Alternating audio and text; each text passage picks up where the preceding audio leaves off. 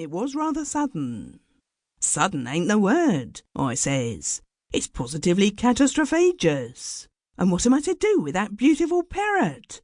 I can't take it away with me. The new skipper wouldn't stand it. He's a terror. Besides, I couldn't bear to be reminded of poor old Dobbs every time I see his lovely plumage or heard him talk. Talks just like Dan Leno, does that bird.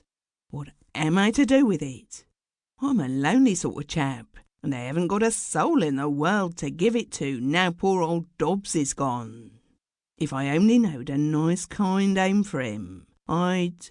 But hold on, I says all of a sudden. How about you? Will you have it, eh? I don't believe you'd treat such an handsome bird unkind, would you? I'll give him to you and welcome, if you'll take care of him. He's a valuable bird too, but of course I don't want to make money out of him. Come, you shall have him. I could see old Giglamps was getting interested, thinking he was in for a handsome present. He says, it's very kind of you, and of course I'll have the bird with pleasure, and take every care of him.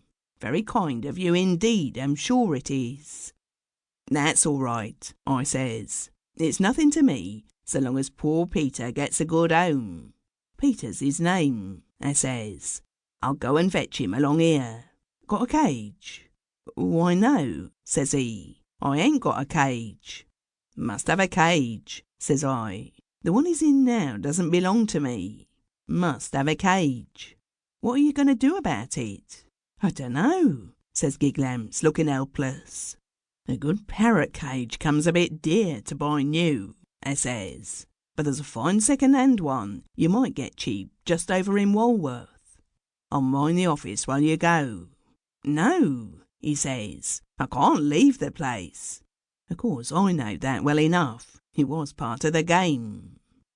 I can't leave the place, says he. I suppose you couldn't see about it.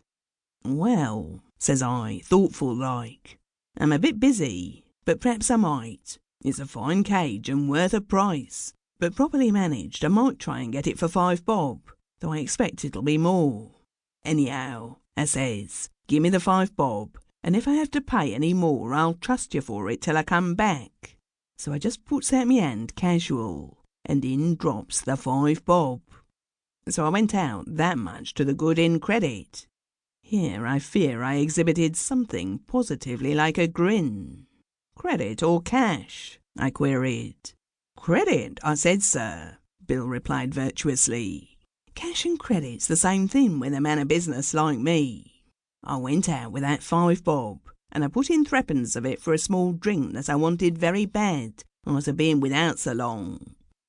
I had my drink, and I thought things over, and I made up my mind that 10 bob was just twice as useful as 5 to start business with, and there was just such another office of the same coal company only a penny tram ride off, that might be good for another £1. So I took that penny tram ride, and found the other office. He was a much smarter, brisker-looking chap at this place, I found, but I went at him the same way, asking for Dobbs. Dobbs, says the new chap. No, he used to be up at the next office along the road there, but he's dead now. Dead, says I. What, me old pal Dobbs? And I did it all over again for the new chap. I think the trouble was worth the money and more. But a man mustn't be afraid of work when he's beginning business with no capital. So I did it all again, very careful, and when I came to offering the parrot, he was ready enough. Why, rather, he says. I'll have him. I'm very fond of birds. A parrot's just what I want. All right, says I. You shall have him and welcome. I'll fetch him along here. So I starts round to go and pitches back the old question from the door. Got a cage? Says I. This time I got a bit of a surprise. Cage? Says he. Oh yes, I've got a cage. Got a stunner that belonged to my aunt. A parrot's just what I want to put in it. Here it is. And he went into the little cubbyhole at the back and dragged out a first-rate brass cage as good as new.